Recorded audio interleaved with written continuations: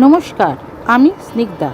যারা গল্পের বই বা লেখা পড়তে ভালোবাসেন কিন্তু কোনো অসুবিধার কারণে পড়তে পারেন না, তাদের জন্য আমার এই চ্যানেল। আমার লেখা কিছু গল্প নিয়ে স্নিগ্ধার সাথে কিছুক্ষণ। আমার লেখা আজকে গল্প মাধবীলতার শ্যামা পুজো। মাধবীভিলার মাধবীলতা দেবী আজ সকাল থেকেই ভীষণ ব্যস্ত। আজ যে কালী পুজো, প্রতি বছর তিনি খুব বড় করে এই পুজো করেন। সকাল থেকে উপোস করে তিনি একা হাতেই পুজোর ফল কাটা, এমনকি খিচুড়ি, 5 রকম ভাজা, 2 রকম তরকারি, পায়েস সব তিনি একা হাতেই করেন। তার সবসময় সঙ্গী কমলা অবশ্য ঘর বাড়ি ধোয়া মোছার কাজটা করে দেয়। আজ তিনি ভোর 6টায় উঠে পড়েছেন। স্নান করে লাল পাড় গরদ পরে ঘরে এসে দেখেন তার স্বামী মনোময় বাবু তখনও ঘুমোচ্ছেন। তিনি তাকে ডেকে বলেন, আর কত ঘুমোবে? ফুলমালা মিষ্টি কাল আনা হয়নি, মনে আছে তো? মনোময় বলেন, সব এনে দেবো, তুমি চিন্তা করো না। মাধবীলতা কমলাকে বলেন, দাদাবু চা দিয়ে যা। কমলা মনোময় বাবুকে চায়ের কাপটা দিয়ে বলে, বৌদি তুমি তো আর চা খাবে না, একটু শরবত করে দেবো? না না, এখন না, 9টার সময় যখন প্রেসারের ওষুধ খাবো তখন আমি চেয়ে নেব। আগে তো নির্জলা উপোসই করতাম, কিন্তু গত বছর থেকে যে ওষুধ খেতে হচ্ছে, আর কি করব, মায়ের যা ইচ্ছা। তোর ঠাকুরঘর মোছা হয়ে গেছে? হ্যাঁ গো বৌদি। তাহলে আমি যাই পুজোর কাজে। তুই পরোটা তরকারি করে দাদাবাবুকে দিয়ে নিজেও খেয়ে নিস, বুঝেছিস? ওদিকটা আজ আমি দেখতে পারবো না। মাধবীলতা ঠাকুরকে নতুন বেনারসি পরিয়ে সোনার গহনা পরাচ্ছেন। সেই সময় মনোময় বাবু ফুলমালা মিষ্টি এনে ঠাকুর ঘরে রাখেন। বলেন, আর কিছু লাগবে কিনা দেখে নাও। মাধবীলতা বলেন, তুমি বসো, আমি দেখি, লাগলে বলবো। মাধবীলতা ঠাকুরকে সাজিয়ে কালকে কেনা নতুন সোনার হার পরিয়ে মার মুখের দিকে তাকিয়ে দেখেন অন্যবারের মতো মায়ের মুখটা জল জল করছে না। তিনি মনে মনে ভাবেন, তাহলে তার কি কিছু ভুল হচ্ছে? যাই, ভোগ রান্নাটা সেরে নিই, অন্য কাজগুলো সেরে নিই, পরে যদি কিছু মনে পড়ে।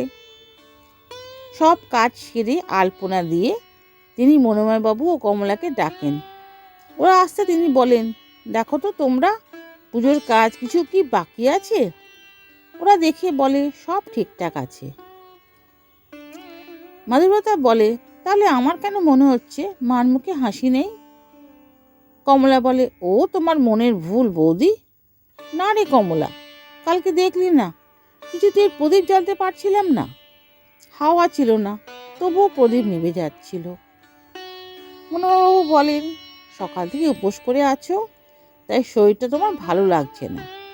ঠাকুমশাই আসতে তো কিছুক্ষণ দেরি আছে, ততক্ষণ তুমি একটু বিশ্রাম নিয়ে নাও।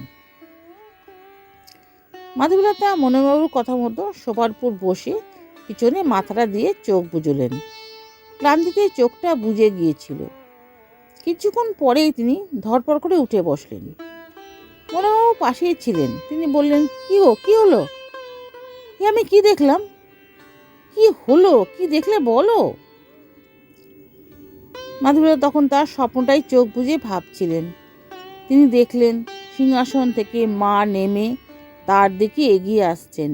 মার মুখটা হাসিতে উজ্জ্বল, কিন্তু এটা তো মায়ের মুখ না, এটা তো... তিনি চোখ খুলেই মনোবাবুকে বললেন, তাড়াতাড়ি গাড়ি বার করো, আমার সাথে চলো। কিন্তু কোথায় যাবে বলবে তো? রাস্তায় যেতে বলবো। কমলাকে বললেন, ঠাকুমশাই এলে একটু বসতে বলিস, আমরা এক্ষুনি আসছি। মাধবীলতা গাড়িতে উঠে বললেন, তিনি কোথায় যাবেন? শুনে মনোবাবু বলেন, তার মানে? মাধবীলতা তখন তার স্বপ্নের কথা বলেন। গাড়ি এসে থামে ছেলে অপুর বাড়ির সামনে। মাধবীলতা দরজাটা জোরে জোরে ধাক্কা দেন আর ডাকতে থাকেন, মা মা, দরজা খোল।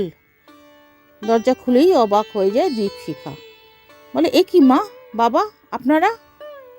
আপনার বাড়িতে তো পুজো। হ্যাঁ রে মা, পুজো তো, কিন্তু মা তো এখানে, তাই মাকে নিতে এলাম। মনোবাবু বলেন, চলো মা, বাড়িতে ঠাকুমশাই বসে আছেন।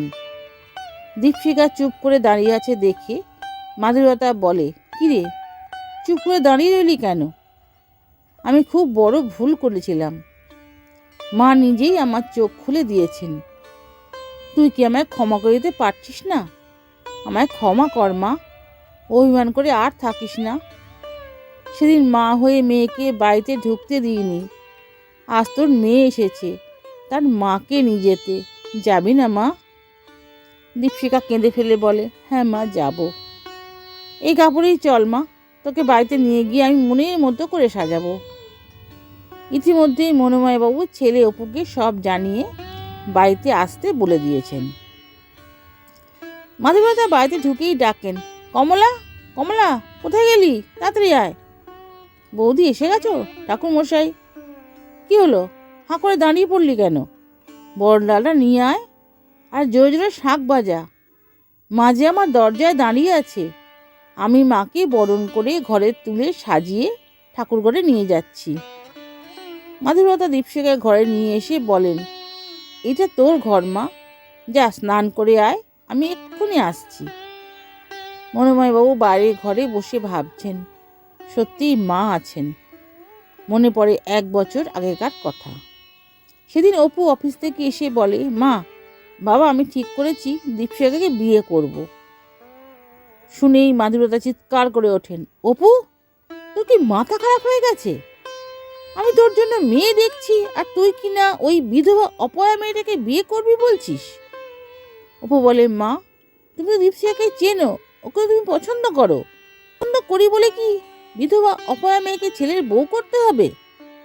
ওর কি দোষ বলো তো? দোষ গুণ জানি না, ওই মেয়েকে আমি এ বাড়িতে তুলবো না। কয়েকদিন পর অপু জানায় তারা বিয়ে করেছে আর পাশের পাড়ায় ঘর ভাড়া নিয়েছে। মনোবাবু বলেছিলেন, বিয়ে যখন করেই নিয়েছে, মাধবীলতা বলেছিল, আমি বেঁচে থাকতে ওই মেয়ের মুখ দর্শন করব না। ওই মেয়েকে ঘরে তোলা তো দূরের কথা। কইরি মা, তোর হলো? দীপশিখা বলে, হ্যাঁ মা, এই নে, এই বেনারসিটা পরে নে, এটা আমার বিয়ের বেনারসি। নতুন বেনারসি কেনার তো সময় পেলাম না। দীপশিখা বেনারসিটা পরে এলে তিনি তাকে তার নিজের সব গয়না দিয়ে সাজিয়ে দেন। বলেন, সকাল থেকে ঠাকুর সাজিয়ে আমার মন ভরছিল না, এখন তোকে সাজিয়ে মনটা আমার ভরে গেল। তিনি ঠাকুর ঘরে ঢুকে ঠাকুরমশাইকে বলেন, এবার আপনি পুজো শুরু করুন। আর কমলা, তুই আমার মাকে সাহায্য কর। আজকে আমার মা সারা বাড়িতে দীপ জেলে আলোয় আলোয় ভরিয়ে দেবে। দীপশিখা যখন সারা বাড়িতে প্রদীপ জ্বালিয়ে এসে মাধবীলতার পাশে বসে, তখন তিনি মনোবাবুকে বলেন, দেখেছ, সকালে বলছিলাম না মায়ের মুখে হাসি নেই? এখন দেখো, বৌমা সারা বাড়িতে দীপ জ্বেলে দেওয়ার পর মায়ের মুখ হাসিতে উজ্জ্বল হয়ে উঠেছে। সমাপ্ত। কেমন লাগলো আমার এই গল্পটা অবশ্যই কমেন্ট করে জানাবেন। ভালো লাগলে লাইক করবেন, শেয়ার করবেন, হ্যাঁ অবশ্যই সাবস্ক্রাইবও করবেন। ধন্যবাদ।